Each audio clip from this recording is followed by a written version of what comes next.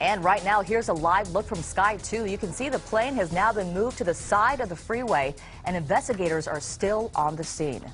Good evening. I'm Susie Suh, in tonight for Pat Harvey. And I'm Rick Garcia. And here's the latest on the crash that paralyzed a big part of the 405. The Cessna 310 with 2 people on board went down just short of the runway at John Wayne Airport this morning. It exploded into a ball of fire that could be seen for miles. And as we speak, the couple on board the Cessna is being treated for major injuries from the crash. We have a team of reporters covering the story. We begin with CBS 2's Randy Page live at the hospital in Santa Ana where the victims were taken. Randy? Rick, Susie, we're still waiting for an update on those conditions. When the first responders brought them in, as you mentioned, they said that the injuries were major. But the question today is, when you look at this accident, how could anyone survive a crash like this? Well, the answer is with a lot of help, because a handful of people were willing to risk their lives, including an off-duty fire captain from Catalina Island, who actually pulled both of them off of the burning plane.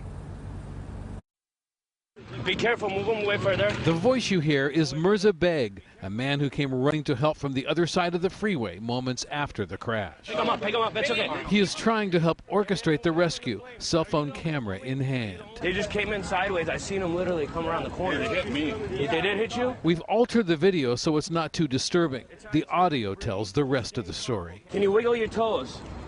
A little bit? Yeah. Okay, good. Off-duty Avalon Fire Captain John Mefford happened to be driving by just before the crash. And I had actually his wing come across the front of my hood. He said he wasn't thinking about his own safety when he saw the passenger pop up inside the airplane. If she could be there, I thought I could be there. So I made my way to next to the plane.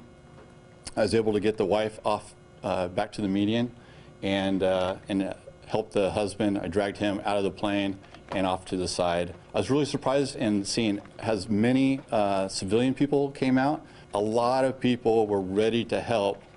I just happened to be in a position that maybe I was the first one there. In the meantime, the plane was on fire and the flames were spreading. Yo, move back, because if there's gasoline, you don't want nothing to explode, any reserve tanks or anything. This angle from another camera shows the handful of people who continue to help the injured despite the risk to their own lives.